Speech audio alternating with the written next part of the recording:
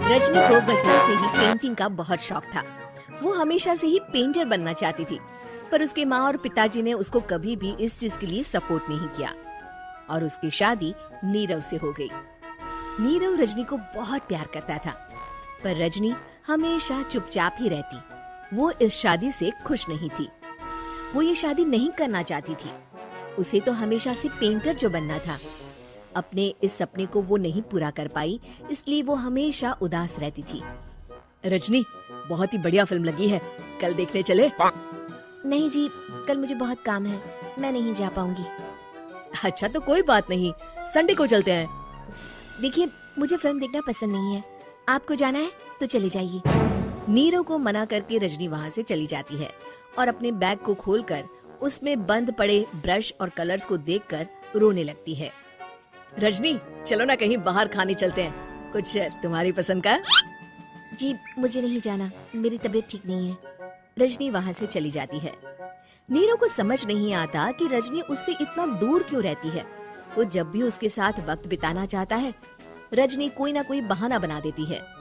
एक दिन घर पर कोई नहीं था। रजनी घर का सारा काम जल्दी से खत्म कर लेती है। घर पर अकेले होने के कारण वो सोचती है कि वो आज पेंटिंग करेगी। वो अपने कमरे में जाकर पेंट ब्रशेस और कलर्स निकालकर जैसे ही कलर मिक्स कर रही होती है कि दरवाजे पर बेल बज जाती है।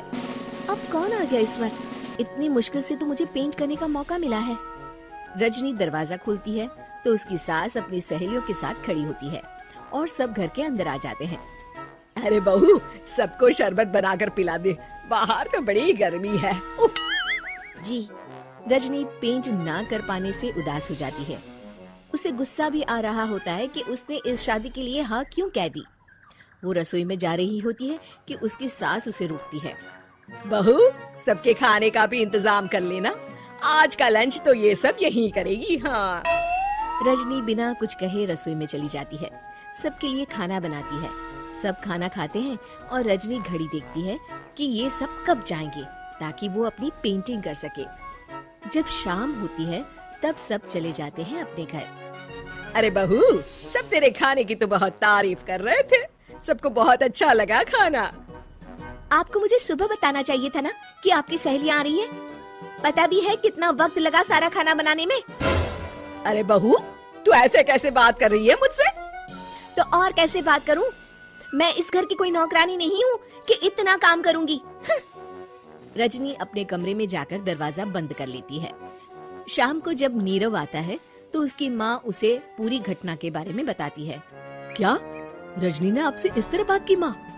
हाँ, और पता नहीं उसे क्या हो गया है, शाम से बाहर भी नहीं आई है। मैंने तो कई बार आवाज दी, खाना भी नहीं खाया उसने। तू ही बात करके देख ले बेटा। नीरव अपने कमरे का दरवाजा खटखटाता है। रजनी, दरवाजा खोलो, मैं हूँ। रजनी दरवाजा खोलती है और फिर वापस जाकर अपने बिस्तर पर लेट जाती है। रजनी, माँ से बात करने का ये क्या तरीका है? मैंने कोई गलत बात नहीं की है। अरे तुम क्यों ऐसे बर्ताव कर रही हो सबके साथ? क्या तुम इस शादी से खुश नहीं हो? रजनी कुछ नहीं बोलती। अरे बताओ मुझे रजनी, क्या ये शादी तुम्हारी मर्जी के खिलाफ हुई है? हाँ, मैं ये शादी कभी नहीं करना चाहती थी। तुमसे क्या, मैं किसी से भी शादी नहीं करना चाहती थी। रजनी रोने लगती है। चुप हो जाओ रजनी, बताओ मुझे, तुम क्यों नहीं करना चाहती थी शादी? रजनी बेड के नीचे से अपने पेंटिंग्स, कलर्स, ब्रश, पेपर्स निकालती है। इतने में उसकी सास भी कमरे में आ जाती है। ये देख रहे हो, ये थे मेरे सपने। मैं पेंटर बनना चाहती थी, पर माँ पापा ने कभी सपोर्ट नहीं किया और मेरी शादी करवा दी। मेरे सारे सपने टूट गए। हर वक्त बस गुस्सा आता रहता है मुझे। मैं जानती हूँ कि आप लोगों की इसमें कोई गलती नहीं है, पर मैं क्या करूँ, मुझे समझ में नहीं आता।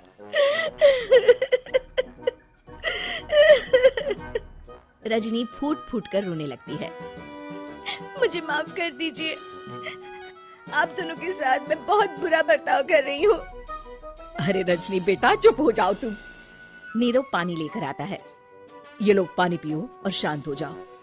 रजनी पानी पीती है और उसकी सास पेंटिंग्स देख रही होती है। अरे नीरव, हमें तो पता ही नहीं था कि हमारी बहू कलाकार है।